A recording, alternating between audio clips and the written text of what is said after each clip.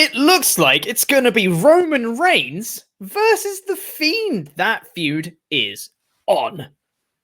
Welcome to the WrestleTalk podcast review of SmackDown. I am Q-Tip. I'm joined by lukewarm Cobin. Randy Andy is away this week, so lukewarm has decided to join me on SmackDown. Thanks. Doesn't take a day off, mate. Mr. No Days Off. Darren Young, I believe, was Mr. No Days Off. Yep. What a time.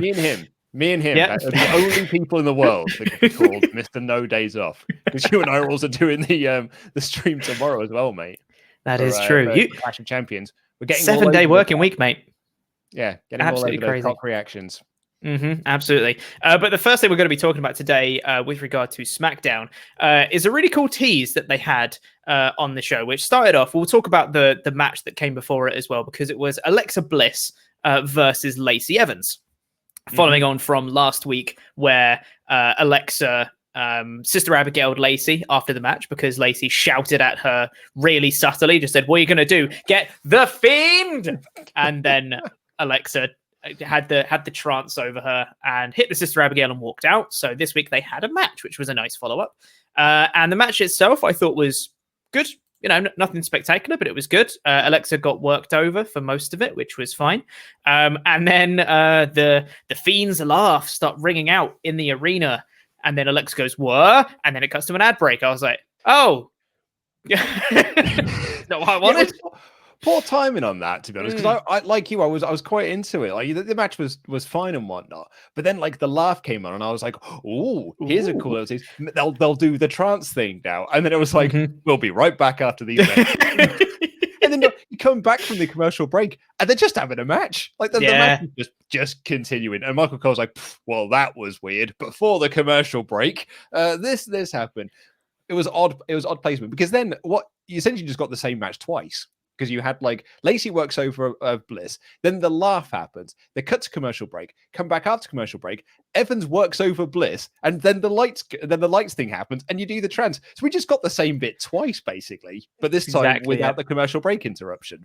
Yeah, that's exactly it. So instead of doing the laughs, this time they had all the Thunderdome screens turned into like the Fiend and like his violin-y sounds that he has, these really squealy ones. That one. They start playing, and this time Alexa snaps. She has the trance come over, and she just loses it and starts attacking Lacey. I thoroughly enjoyed that the referee didn't get to count to 5 on the rope count, but still DQ'd her anyway. That was funny to me. But yeah, Alexa just for kicking too much ass. That's pretty much it. Yeah. But yes, she beat her up loads, took her onto the outside. Sister Abigail'd her again, and then started to walk away. And I was like, okay, that's cool. That's a nice progression from the next thing. It's not just saying the Fiend now this time. And instead of being tranced over, she was like angry the whole time. She was actively like aggressively attacking Lacey constantly. Like she completely snapped. I was like, okay, this is a nice progression. That's great.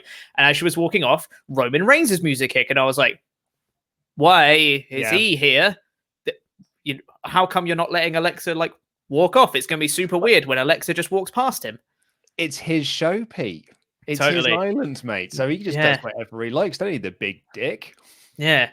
But turns out I'm an idiot because this was a really cool tease because Alexa, not looking at Roman or Heyman, just walked straight past him. No big. Roman doesn't pay any attention to her. Heyman's just there, like kind of goggling at Roman. Roman just stands on the stage, holds up the title, and Alexa, who's walked past them, turns back and just dagger eyes straight at the Universal title. I was like, oh, what a shot. What a beautiful bit of camera work that is. I love that. Great. Yeah, it was so great. It is because I think we all probably figured that Jey's not winning this Sunday at Clash of Champions. I think many people are predicting it's going to be like the Brock Cena match from SummerSlam 2014. It's just going to be like total squash, utter Roman domination, which I think would be really cool. But I kind of get the feeling they're going to want to do a back and forth match. I'm enjoying this so much that I want to see them do more of the Roman Jey stuff, after Clash of Champions. But I think we all sort of figured that once Jey was out the way, the Fiend was coming back for the title because he lost the title at Payback. I think that was when Roman won the belt, wasn't it? Yeah, it's Payback. Payback. So he's been like, he lost the title at Payback. He was always going to be back in the title hunt to get the picture. And I think we all pretty much thought it was going to be Roman Fiend at WrestleMania this year before Goldberg popped a rating, and that changed all the plans. Then obviously COVID messed everything up. But it was, so I think we've all kind of figured this was coming. But this tease was way better than just the Fiend, cutting a promo or doing a Firefly Funhouse being like, I'm going to get my title back. This shot of like Alexa Bliss just staring at the title after all of that Fiend stuff in her match tells that story so much better, because it doesn't take away the focus from Roman Jey that we're getting this Sunday and then the promo segment, but it gives you as a fan enough of a tease that, oh, this is coming and it's time for you to get excited about it. That's exactly it. Yeah, it lets the fans know, like, hey, just so you guys know, this is the direction we're going, just so you know, without actually overtly saying, I'm coming for your title, Roman, which, yeah, was so effective. And interesting, you said that you'd want them to do more Roman and Jey stuff after Clash of Champions. I disagree. I would really like it if he just murders Jey, and that's that. Because I think, as amazing as this feud has been, and I'm sure we're going to talk about it more later, I think you could have too much of a good thing if they continue out the family storyline. I think that we should be left wanting more and never getting it. I think it should be that Roman just kills him and that's that. And he just moves on. Maybe it goes to Fiend for Survivor Series. I don't know. But it shouldn't be Jey again. I think this should be his one and done. And this is where Roman just kills him and says, you are not worthy, Sunshine. This is my title. This is my island. Yada, yada. I mean, I can see them taking this feud out longer, because if I was a betting man, I would say that we're getting Roman Fiend, not at Survivor Series, but probably Mania. Like, I could see them really stretching it out. Like, what the thing we've seen with WWE and The Fiend, at least in 2020, is that they don't tend to hotshot him into things. I think that they sort of like they spent a long time between Braun getting the belt at Mania and Fiend actually facing him for that title. They had this whole thing of him facing Firefly Funhouse Bray and doing the Swamp match and all this sort of stuff. So and with Heyman, clearly this has got Heyman's fingerprints all over it in terms of like a creative direction. He would want to try and extend that out. He knows that like Fiend Roman is the big end game. So you want to do that at Mania on the biggest stage possible, as opposed to just doing it, in a couple of months or so. Having said that, Hell in a Cell is around the corner. And the Fiend had a terrible showing at Hell in a Cell last year. So maybe it's just time to celebrate the 1 year anniversary of that god-awful show by just doing it again. Putting the Fiend into a title picture that they don't want him to win and or lose. So we just get some kind of mallet and a horrible weekly finish inside a Hell in a Cell. Well, what I'd like to see, because I don't know the status of Jey Uso right now. I don't know whether he's still injured or something like that. If he's not injured, or if he's able to actually wrestle, I'd really like it if they did Jey here, they did Jimmy at Hell in a Cell, and they did The Rock at Survivor Series. That's just me. I just really like that, because I think if he just checks through all the family and be like, no, literally, I am the best member of the family. You guys keep disputing the fact that I'm the head of the table. No, I really am, guys. Look, I'm even better than Dwayne Johnson. I'm amazing. I think if they're building to The Fiend as the big match for Mania, I think they need to have The Rock somewhere in there. I wouldn't mind The Rock being the big match for Mania. I think I'd be perfectly okay with that. But then I'd want The Fiend before that, I reckon. I don't know. Yeah. I think they're interchangeable. I was going to say, you do that at the December show, I suppose. Whichever one that will be, TLC probably. TLC. But yeah, you're absolutely right. Like, Rock Roman is a way bigger match than Roman Fiend. So if you can build towards that, like, I love the idea there of adding Jimmy into this, because I do think that'd be really smart. If you could do like the Jey singles match here, the Jimmy singles match whenever, as you say, I'm not sure what the status is ready. A triple threat of Roman, Jey, and Jimmy over the title. That could be really good. And as you say, if it's building to a Rock match at Mania, God, that'd be amazing. Obviously, I mean, he's going to Impact, as we know, because he's going there to induct Ken Shamrock into the Hall of Fame. Of course, yeah. The Pebble will debut at an Impact. What's he doing in the Impact Zone, etc., etc. And interesting, I think it was Jimmy who wrestled at WrestleMania for the SmackDown Tag Team titles. I think it was him that was in that triple threat with Miz and whoever else was in that triple threat. Who was it? No, it was Morrison. It was Morrison, Jimmy, and Kofi. Big E? Might have been Big E. I can't. I'll tell you Memories. What are they? But WrestleMania feels like last year at this point. God, yeah, it's so long ago. But I actually forgot that match though. But regardless, I think they have enough there to say, like, you know, Jimmy is a better singles competitor than Jey. Because you can look at, like, hey, look, at WrestleMania, I wrestled solo and I won the SmackDown Tag Team Championships. I think there's enough there. It's not just like, oh, I beat Jey. Now I guess I'll do Jimmy. I was going to say, just to correct you, Morrison won that match. He beat did he? Jimmy and Kofi Kingston. Yeah. Apparently they. What is my memory? I've absolutely no recollection of them holding the tag strap. See, I remember the New Day Usos. I don't know. See, I thought I remember because I remember how that match finished because there was the two of them standing on the ladder and then Morrison fell off and grabbed the two titles. But I thought that was Jimmy that fell off and grabbed the titles as he fell. But I guess that must have been Morrison.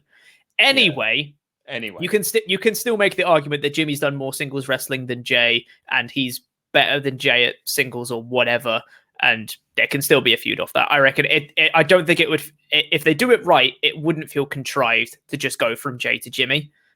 So I'd really like that for the next one. I like how this thing about Alexa has just turned into us talking about Roman because he is the best. It was New Day that beat them in April, apparently. And then that's right. Cesaro and Nakamura was on an episode of SmackDown, which again was like a triple threat match. Mm-hmm. Look at us. Good job. That's not been a run on Quizzlemania. Like, I know I did bad this week in the survival round, but that really smacked me. Yeah, absolutely. But let's talk about let's do the actual play-by-play of the whole show now. It started off with the Intercontinental title Ascension ceremony, which was AJ Styles, Sami Zayn, and Jeff Hardy all came out, where Sami and Jeff put up their titles and they raised the titles above the ring, gave them all an opportunity to cut promo on each other, which I thought was pretty good. It was all pretty solid stuff. Even Jeff, who I don't think is the strongest promo, I think he still cut a pretty good one for this one. Sami just complaining that he was the true champion. AJ saying, I'm the true champion because Jeff cheated to win. And Jeff saying, both you need to shut up. I have the title. I'm the champ. Lol. It's all good.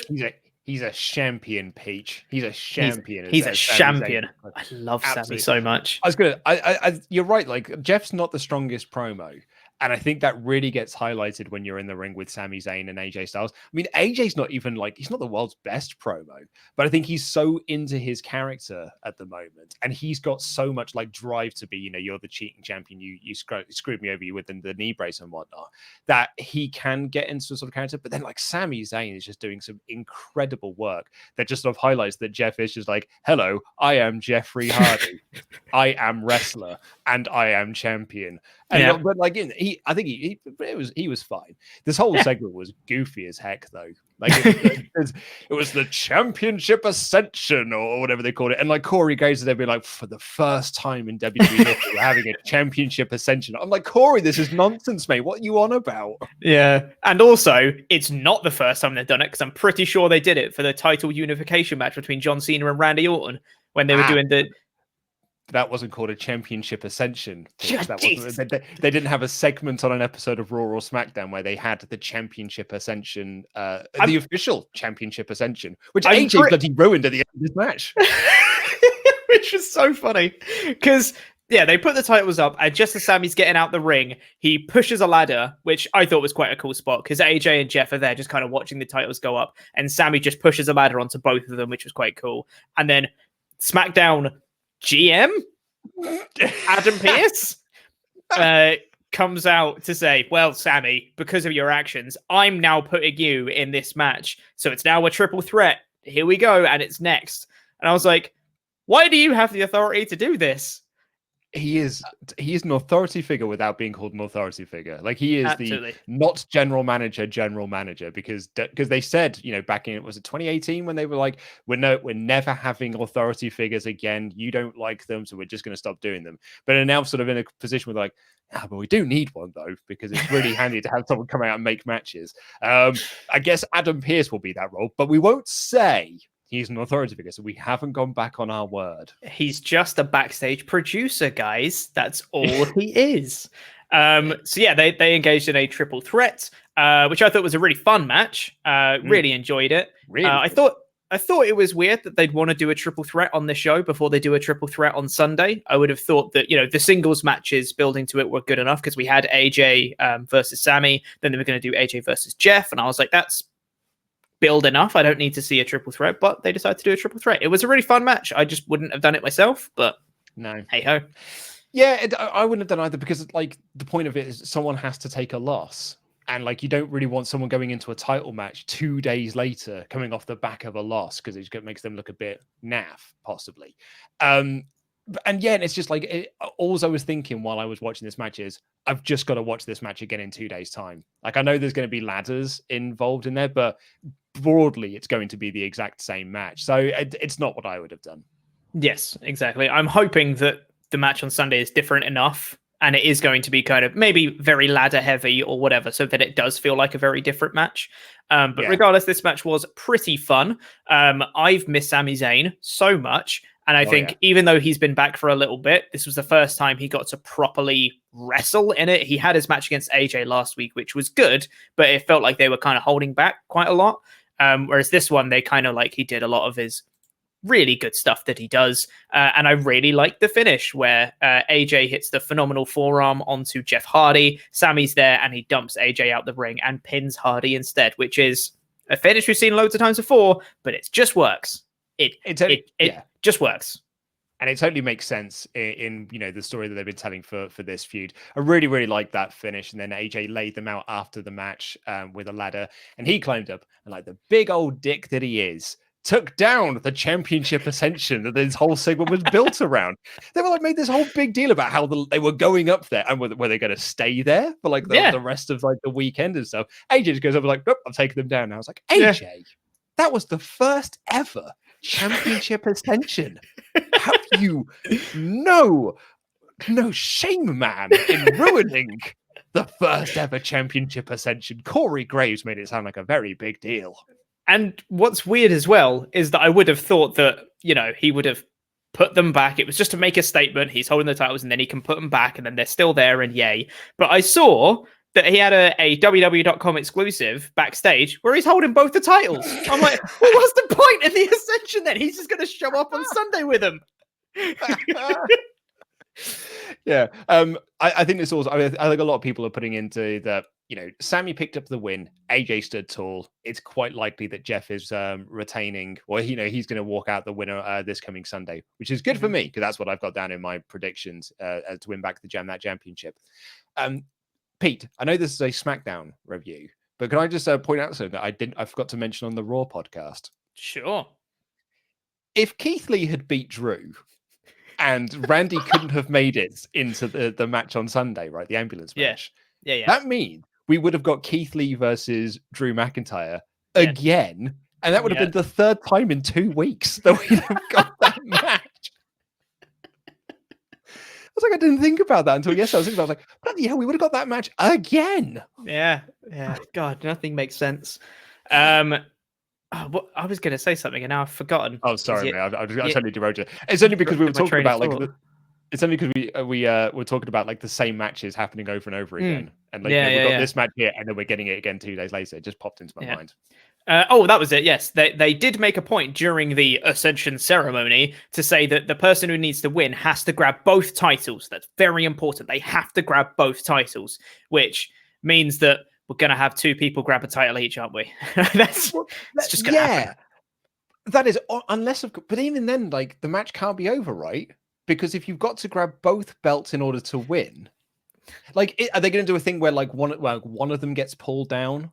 And then I think more likely it's just going to be you unhook that coat hanger that they've got, and you'll just hold that as opposed to just like pulling down both belts. I know you'd said this in your review that I think you certainly could do that angle where both belts get put down, but by the rules of the match, then I don't think that match would be over. Correct. You would be correct. That will not stop them from doing it. What am I to talk about rules? I know, yeah, exactly. But I could totally see a situation where you got 2 people on a ladder, they're punching each other and whatever, both of them grab a different title and they fall off at the same time, both holding a championship, and they go, I'm the champion, no, I'm the champion, no, I'm the champion, and the match ends. And then the feud carries on exactly as it is, maybe with the same people holding the titles, maybe not, but it's a way to just extend it out to Hell in a Cell. That's what I reckon. I know I've got Jeff down to win, but I'm pulling for my boy Sami to pick up the win here. Love him. Same. I love his look. Love his crazy mad hair and his big old beard. And his his great big bushy beard. Great big bush beard, his crap trousers and his rubbish hat. He looks proper brilliant. It's like my favorite. It's like my favorite gear at the moment. He's got my favorite look. He's wicked. He's so good. After that, we got an announcement that it's going to be Matt Riddle versus King Cobin later. Why? Sure. Get onto that later. My notes here, I've just got like, it's Cobin versus Riddle. Oh, Corbin's winning, isn't he? Oh God. Ugh. And then backstage we get Heavy Machinery and Miz and Morrison. I don't have a coin on me, but are Miz and Morrison funny this week? Let's find out. They were okay this week. They flip-flop all the time, but I thought they were okay this week. They're backstage saying that they're essentially trying to bait Otis into attacking them, which would strengthen the lawsuit. Is it not that in the contract it says that Otis can't attack Miz? Because like the punchline to this is that Tucker points out that only Miz's name is mentioned in the rules, which is why Otis can attack Morrison, which he does. So I'm guessing that's the story. It's that he's not allowed to touch the Miz because that means he has to hand over the briefcase. Which doesn't really make sense, but you know we'll go along with it because what are soap operas or whatever. Yeah. At least now this feud has a point. And I think it's been very convoluted for a few weeks to try and get to a point of, you know, I'm assuming it's going to lead to a match, probably Otis versus Miz for the Money in the Bank briefcase, probably. And Brank, yeah. But it's a convoluted way to get there, but at least we're here now, and that's the direction we're going. I can get on board with it. That's fine. That's a match they're going to do. Sure, I'm okay with it. Third year in a row that we've had a rubbish Money in the Bank like contract winner. Yeah, because we had Brock last year, we had Braun the year before. Like it feels like ages since we've had a good Money in the Bank like win and cash in. And I wonder if an excellent question. I actually didn't know. I was hoping you'd know. Was it Corbin? Or was that earlier than that? Corbin had Money in the Bank. He did, didn't he? He actually and he lost. But he lost. Yeah, he lost to Mahal. Yeah, it would have been. It was 2017 because that was Mahal had his run in 2017. So yeah, it would have been. Yeah, you're absolutely right. So yes, we've actually. I'm wondering if they're doing this by design, so that when we get a decent cash in and a decent like Money in the Bank winner, we'll give it like, brilliant! This guy finally, exactly. This guy's now actually more over because it's the first time in 4 bloody years that we've had a decent Money in the Bank winner. And I liked Otis winning. Me and Laurie did the review for Money in the Bank. The title of that review was Otis winning is awesome because it's so different and no one saw it coming. You'll never see it coming. It's going to be so brilliant. Problem was, they gave it to him with no plan. So he's just had it for months and months and months, and they've just done sweet FA with it. They literally just sort of like, oh, he's popular. Cool. I guess we'll put it on him then. No plans for Universal title later. Yeah, whatever. After that, we got a pretty good promo from Bayley, who essentially tried to build to their... It's basically a non-feud between her and Nikki Cross. Nikki won a match to get into it, and Bayley is going to be facing her. It's kind of a formality, but mainly she was just saying, I beat up Sasha Banks, and she was my friend. I'm going to do even worse to you on Sunday, which was good. It was fine. I'm not too into Bayley versus Nikki Cross because I'm way more into Alexa and Nikki Cross and Bayley and Banks. They're like two very separate things that I'm way more into, but it was good for what it was. At least they have some sort of build for Sunday. Yeah, I think it really shows like how little invested WWE are in this, like how much more invested they are in the Bayley Banks storyline. That Nikki Cross, the challenger for the match, was not even on this show whatsoever. They're just looking past this match ahead to Hell in a Cell likely. So yeah, it sucks for Nikki Cross, but it is really a non-match coming this Sunday. I had a brief look, Pete. Our last good Money in the Bank winner was Dean Ambrose. And even that, and that was cashing on the same night. It's like he didn't even hold it for very long. So we've not had a proper like, I'm Mr. Money in the Bank. I'm lording it over everyone. You'll never know when I'm going to cash in type of thing for ages. In which case, then I think you're right, because that wasn't like so I guess it's Seth. It's Seth leading into the great cash in at Mania. Yeah, Because the year before that was Sheamus, so like who gives an F? Yeah, and then it was Seth before that. So we haven't had a good one in like a long time. Yeah. When was Dolph? Was that 2011? Dolph was 2012. 2012 he cashed in, right? So he would have won it in 2011. He won it at Money in the Bank 2012. Oh, right. So he cashed in 2013 then, right? Yeah. Yeah. God. Yeah. Oh, man. Remember when he had that ladder match with John Cena and it was great at TLC and everyone was like, Dolph Ziggler's the best? Mm-hmm. I miss those days, man. Long time ago, man. Yeah. Poor Nikki Cross is the upside of this. Yes, absolutely. After that, we got a singles match between Shinsuke Nakamura and Gran Metalik. Pretty bloody good, this. Fun this was, wasn't it? Yeah. This was all the kicks and all the flips. It was bloody lovely. Grand old time I had with this match. Looking forward to their tag match on Sunday. It sucks that we're breaking up another tag team, but this was really good. Nakamura picked up the win with a brilliant looking Kinshasa. And then Cesaro gets in the ring after the match and he lays out Lince Dorado. But Kalisto stays on the outside being like, oh no. And then when Cesaro and Nakamura get out, Kalisto gets into the ring and Dorado's dead upset with him and pushes him over. So more dissension between the Lucha House Party. I've got Cesaro and Nakamura to retain this Sunday. And I think we're just breaking up another tag team. Absolutely, yeah. I would be kind of into a Kalisto heel run, honestly. I'm curious to see what it would be like because dude's got an incredible shape currently, and I think he could be pretty good. Like the stuff he did, the match he had against Cesaro was really good. So I'm curious to see if he can carry on that kind of momentum and have a proper good heel run. I'll be into it. I'm curious to see what that would look like. I can see him costing them the match on Sunday. For sure, yeah. Either intentionally or not, him costing them on Sunday would be good story. But there is one thing I just wanted to bring up. And yes, this is a nitpick. And yes, I am just poking fun at something that was very good. So don't at me, okay? I just like to have fun here. One of the first things that they said on commentary was Michael Cole asked Corey Graves, do you think that winning a singles match ahead of a tag team match, does that actually build momentum for you ahead of a tag team match on Sunday? And Graves said, no, nothing substitutes for tag team experience. Having a singles match could maybe help you scout your opponents, but it does nothing to build momentum for you. Okay, cool. So why, after Kalisto beat Cesaro in a singles match, did they then get a tag team title match? That doesn't make any sense about what you just said. I mean, you're not wrong, mate. You're absolutely not wrong. It just annoyed me. It's so often that it happens where it's like, well, they beat him in singles competition. Guess they're getting a tag team match. And now they say, well, there's no substitute for tag team matches. It's like, they don't match up. The commentary on SmackDown is bloody awful, by the way. It's not great.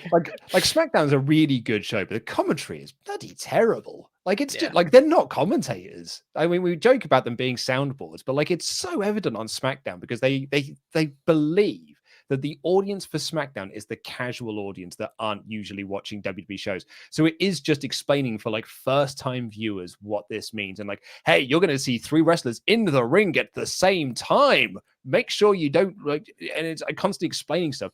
It's bloody awful. Like it is, it's borderline unlistenable too. Yeah, I mean, I couldn't tell you much of what else got said on this show. Full stop. They say nothing. They say absolutely nothing of note. Yeah. Aside from that one, which really stuck out to me. But after that, we got a nice video package for Animal after he passed away, which is really nice.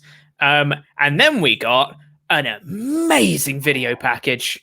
I loved this video package they had an amazing one last week and they've got an possibly even better one this week. That's a lie. I preferred last week's, but this was still bloody awesome. Between Jey Uso and Roman Reigns, where they brought in a load of these Samoan Dynasty members to chat about how important Jey and Roman are to the family, their accomplishments, loads of photos of their childhood, of them being together. And, there's a brilliant photo of Jey and Jimmy as they're all kids. Jey and Jimmy sitting next to each other and Roman behind them, standing over them. I was like, if that isn't the perfect metaphor for what this feud is, it's so perfectly done. And they got, Roman's dad. They got obviously Rikishi to come in, who's Jay's dad, to talk in. They had, I've forgotten the name now, and I'm going to feel terrible about it. The other guy who was their uncle. It was so they had Afa, Seeker. Afa is the one I forgot. Yeah, said Afa, Seeker, Rikishi, and Jimmy cutting these promos, and it was, and it's less promos. It's just them hyping up the match. Paul Heyman's fingerprints all over this, mate. And it really added so much weight to this Samoan dynasty, this the Samoan lineage that has basically dominated wrestling. Like Samoa Joe always makes the joke is that I'm the only Samoan wrestler that's not connected to that family. Like that's my gimmick basically. And so it was just like it adds so much history and weight to it. And because they've got all the photos and stuff, it made this title match feel so important. And you couple that with the promo later on in the show, this video package was wonderful. It was so great. I've watched it a couple of times now, and it gets better with each watch. Like it's tremendous. If you watch one thing from SmackDown this week, make sure it's this video package. It's awesome. Yeah, so good. And literally, after that video package stopped playing, I had a moment. I was like, cool, ready for the match now. I was like, wait, that's on Sunday. God damn it. Like, it was one of those video packages where I was just like, as soon as it ended, I was like, I'm ready. Roman versus Jey, let's go. Jey Uso's music hit. I was like, yeah, match time. Wait, no, damn it. Yeah. I've got to wait another 2 days. Ugh. I'm absolutely cannot very wait excited. Very excited. Following this, Jey Uso came out, asked Roman to come out so they can have a face-to-face chat about, what I really liked about this as well was Jey talking about last week, because as Jey walked away, Roman's smile turned into a scowl that everyone was talking about. Jey wasn't an idiot, which I really appreciated. He wasn't just like, well, I didn't see it. I don't know what you're talking about. No, he's like, obviously, I saw SmackDown afterwards. I saw that Roman's smile turned into a scowl. What up with that, man? What's going on? Come out here. I want to talk to you. It's really simple. Don't have your wrestlers be idiots. Yeah, it was absolutely brilliant. But Paul Heyman came up onto the big screen to say that, look, you can't demand that the chief comes out to talk to you. He'll do it when he's ready. He'll do it when he decides that it's time. Really good. What a great partnership Heyman and Roman are. It's very, very good. Really good. I love as well something that I haven't really spoken about a lot. I've spoken about a lot how I am into this new Roman character, but one part of it that I really like is that he's really leaning into his Samoan heritage a lot more now, which is great, rather than just being like, I am big dog, I am Mr. WrestleMania, I am main eventer man. It's like, no, I'm the tribal chief. I am part of the Samoan dynasty, and I'm the best bloody part of it. I'm like, I believe you. So good. Clearly very proud of his heritage, and what better way than to sort of make that part of your character. And it's so cool. He looks awesome. His promo work is brilliant. Yeah, we'll talk about the promo when we get to it, but holy heckins, what a promo that man is. So good. We then get a video recap of Riddle versus Cobin to remind you that they did in fact have a clean pay-per-view finish at Payback. But we got another match anyway. Whatever. Something I did quite like was they piped in bro chants for Matt Riddle's entrance of people going, bro. I was like, hey. So hopefully the casual audience see that. And when audiences come back, they'll continue it on. Didn't get that from 2K18. No, exactly, yeah. I had to get that one from 2K20. Yeah. And then sorry, there actually is. I forgot about this. There is another bit of commentary that I did pick up on, which I thought was hilarious. When Corey Graves was, resident heel, was talking about how terrible Matt Riddle is for not wearing shoes or whatever. And he turns to Cole and he goes, would you be caught walking out of a private plane with flip-flops?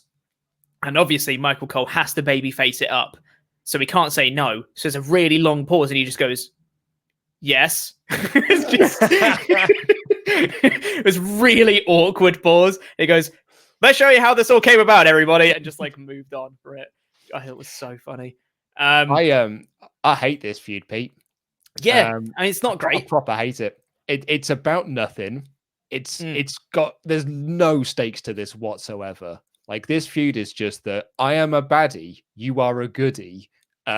We had a match. I didn't like the result of that match. Let's do another match.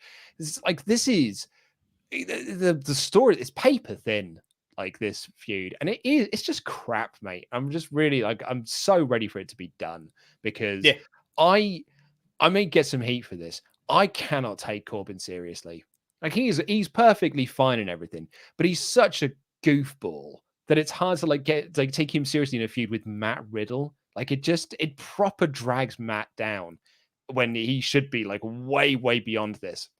I just think Corbin's a bit. He's not for me, and I can't take it seriously. And him pinning Matt Riddle here is a joke, an absolute joke. Like, the payback match should have been the Cassius Ohno match, where he just goes in, boom, knee to the face, gets the win. Like, it should have been, and Corbin loses nothing from that. And I actually would have at least added some fuel to Corbin attacking him backstage to build to a rematch. That's a story at least. But this story is just that they had a match. It was a match. Matt Riddle won. Corbin attacked him. So then they just have another match. And now Corbin's won this one. Great. Oh, I'm invested in this now, aren't I? This is proper rubbish, Pete. This is crap. Fitty booking, mate. Rubbish. But yeah, Corbin won clean. Also, there was a bit where it just cut to an average. You know what? Having said that, I did not pick up on much commentary this match. I have a lot of notes about commentary this week, which is really weird because I never normally do it.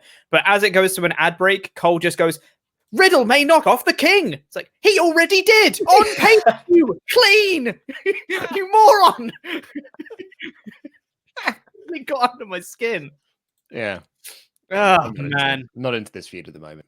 Yeah. Like, I shouldn't be so mad about it because it's nothing. Like, it's basically nothing. It's a pocket of air, and I'm mad at it. But the thing is, though, this could have been replaced with a Nikki Cross promo, something to hype that match, because she wasn't on this show and she's fighting for the SmackDown Women's Championship, you know, a very important title. Well, whatever. Can't win them all, I guess. We had another vignette for the mystery woman, who's definitely not Carmella, saying that they're untouchable, drawing in lipstick over the Jesus Christ. Look, Vince is going to get this. He's finally getting it. This is his fourth attempt at getting this thing now. We had Emelina. We had what was her face? Eva Marie do it. We had Mandy Rose do it. Now we're getting Carmella do it. Like, he 4 tries he's had at this, 4 bites of the apple, and he's like, "This is the one that's going to stick," because Mella's going nowhere. Yeah, it's gonna happen. You wait. I said Mandy Rose. Sorry, Liv Morgan. Sorry, I said Mandy Rose. But it's Liv Morgan. Yeah, Liv Morgan did do it. Yeah, because she did that, and then was actually they came out to be a lesbian lover for Lana. A storyline that went nowhere. That was this year, Pete. That was January. That was like it wasn't. It was the New Year's show. We remember we did. I said, like, technically it was last year, but December 31st, because you and I reviewed that in studio. Oh when my they did the Lana Lashley wedding. Yeah. Ugh. I hate everything sometimes. After that, we got the Alexa Bliss Lacey Evans match that we spoke about before, and then, as you mentioned, Roman Reigns comes out at the end, which is when they have that dagger stare off with Alexa looking at the title. And then Roman comes out to the ring, cuts to an ad break, comes back, and Paul Heyman says, "Right, now, finally, is going to be the time where we can have the promo you wanted." And Jey Uso comes out, interrupts, comes straight down to the ring and goes, "Hey, finally, here we go. Let's chat. Let's talk about what's going on." And Roman cut a brilliant promo for this one. His style of promo is so good when he's very quiet, reserved, just very calm. But he was saying some stuff that could be taken quite offensively. Him just saying, "Look, you know, I'm the one who provides for our family. This is my WWE. I'm the one that provides for the family, and you can know what kind of pressure that I have on me. I mean, how could you? You're a twin. You're one half of the greatest tag team of our generation. Like, you wouldn't understand," kind of thing, but without being a dick about it, but still very much being a dick about it. It was a brilliantly done promo, and there was no like anger or malice in his voice, just very calm, collected, just very straight talking, logical. This is how it is. No frills, which I thought was amazing. But something that was even better was Jay's rebuttal. Oh man. Oh yeah. Roman walked away, got to the bottom of the ramp, and just kind of stopped as Jey just said, "But what if you're wrong?" And Roman just stopped. Didn't look back at him, which again, great touch, Roman. Didn't look back at him, but just stood looking up at the Titantron. And Jey's just saying, what if you're wrong? What if I'm the one that could lead the family? People have overlooked me for ages. People always look at you and they say, you're the big dog, you're Mr. WrestleMania, you're always main eventing. When people look at me, they say, which one are you? And I was like, that is such a good line. That was a great line. Man. Oh, I'm so invested in this. And then, yeah, it's so emotional. He said, I'm going to be Universal Champion or something. I'm going to prove everyone wrong, and like threw the mic down. And Roman didn't even look back at him, just continued walking up and out. And Jey was just like kind of a bit fired up and just like, okay. Just kind of got out of the ring, walked up the ramp. And then Roman comes back out and Superman punches him. And I was like, yeah, physicality. Yes, Roman. And then Roman cuts an even better promo on top of that. Oh man, the escalation of good promo, great promo, amazing promo on top of that. Superman punches him, leans down over him, grabs his head, and screams in his face that he is the head of the table. He will never be replaced. You cannot take my place in this family. I was like, oh God. Oh man. Everything about this was amazing. I think I can't remember if it was you that said it in the review, or if we've just been talking about it, because I can't stop talking about it. Yeah. But this is a feud that just gets better. Like it started great, and it's just progressively just got greater and greater and greater and greater. And we have it's been a perfectly built crescendo to a match and each week has made me want to see the match more. It's what build is. It's like building that anticipation to make you want to see a match. And I want to see this match. And this, what a great way to cap it off as well.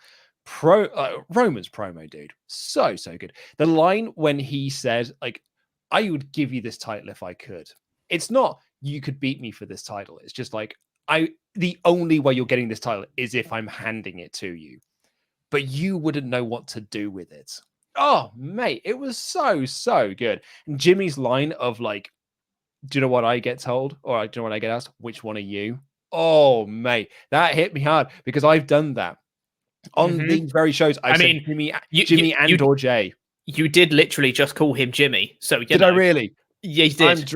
I'm terrible. But that's why it means so much. It's real. It's genuine there because I am an idiot and I do get those two mixed up. They're bloody identical twins, you guys. It's hard to be, it's easy to get them mixed up, even though he's having a singles match. But Jay's response to that was just so good. I just loved this segment. Loved it so much. And the big Superman punch at the end, the grabbing is I'm the head of the table. Oh, mate. And because it's oh my God. So because Jey said I want to provide for my family. I want to provide for my wife and kids. And Roman's rebuttal to that when he lays him out is just I will provide for the family. I will provide for your wife and kids. I'll provide for the entire family. I was like, mwah, I love it. I love it. It's so good. So good. Absolutely amazing. I've been so invested in Roman since he's returned as this heel character. And like you said, this build for this feud has been absolutely perfect. It's been a fantastic build from week to week because something that has been very prevalent for a lot of this year, because a lot of for both WWE and AEW, they've been holding back on a lot of stories because they didn't have fans. So there'd be a lot of teases of a lot of stuff, and then it would just be teases for quite a few months of them, just especially Bailey and Banks and the Elite stuff. As an amazing story as that is, there's a lot of teases and not much is happening, and then there's another tease, and there's another tease, and there's another tease. This one it started off, here's this tease, okay, here's in the second week, here's this tease and an extra bit. And then the week after, it's here's this other tease and a bit more. Now they're getting a bit angry at each other. And then this week, it was here's this extra tease. And then he actually has physicality this week. It's a perfect build to the pay-per-view match this Sunday, where hopefully Roman's going to kill him. And I cannot wait. I'm so excited for that match. An absolutely spot on 4-week story. Yeah, this is the perfect between from pay-per-view through to pay-per-view build of a story and a title match. Absolutely loved it. Excuse me. And SmackDown at the moment highlights just how dreadful Raw was on Monday. Good crikey, that was a bad show. I regret giving that show a 2 out of 5. And I did and even then I gave it a low 2 out of 5. Basically gave it a 1.5 out of 5. But yeah, this was what a great show this was. So good. It's the same bloody creative team, Pete. Why can they do it on one show but they can't do it on the other? How does that work? Because this is 2 hours and Raw's 3, and they struggle with that. I don't know. Like, then have sweaty Shane McMahon and his crap little, sweet 16th birthday party nonsense that he has. Hate Raw. I know, mate. Yes, that was the show. Overall, though, I thought the Alexa stuff, the Roman and Jade stuff, was amazing. Bit weird to not have Nikki on the show, but it's a bit of a nothing feud anyway. The only real sour point I've got is the Riddle Cobin stuff, but it was probably the best match they've had together since. It was okay, even though I think the wrong person won. I'm really into everything else on this show, so I'd give it a 4 out of 5. Dude, the only thing I didn't like on this show was Corbin Riddle, and that's because I'm just not into Baron Corbin as a character at the moment, and I'd like to see something better for Riddle. But yeah, this absolutely is a 4 out of 5 show, if only just for all the Roman and Jey stuff. That Alexa Bliss tease as well. The triple threat we had at the start of the show I thought was really, really good. We could poke fun at the Ascension stuff and like make fun of that, but like the match was great, and I'm really looking forward to the ladder match that they have this weekend because hey, AJ Styles, Sami Zayn, and Jeff Hardy in a fucking ladder match. Like, absolutely, yes, please, I'll have that, mate. Give me a yes, please. So easily a 4 out of 5 show. And we always say, like, for a pay-per-view go-home show, you've got to have an angle that hooks you onto the show on Sunday. This definitely had that, and it made me excited for like all the matches for the SmackDown side that are going on Sunday. So great, that's what you do. God, you compare. Raw was a go-home show for the pay-per-view and did not feel like one. This felt like a go-home show for a pay-per-view, and it ruled. Yep. Absolutely loved it. 4 out of 5. We've got no patron shout out today because they are done for the month. So that is going to be it for this episode of the WrestleTalk podcast. Thank you very much for watching, everyone. Please press the videos that have just appeared on the screen to catch up with the latest also WrestleTalk things, and the button in the middle that'll make you become a pledge hammer on Patreon. We've got Clash of Champions live reactions coming tomorrow as well, featuring me, Luke, and Adam Blompier. So stay tuned for that. I've been Q-Tip. This has been Lukewarm Luke Owen, and that was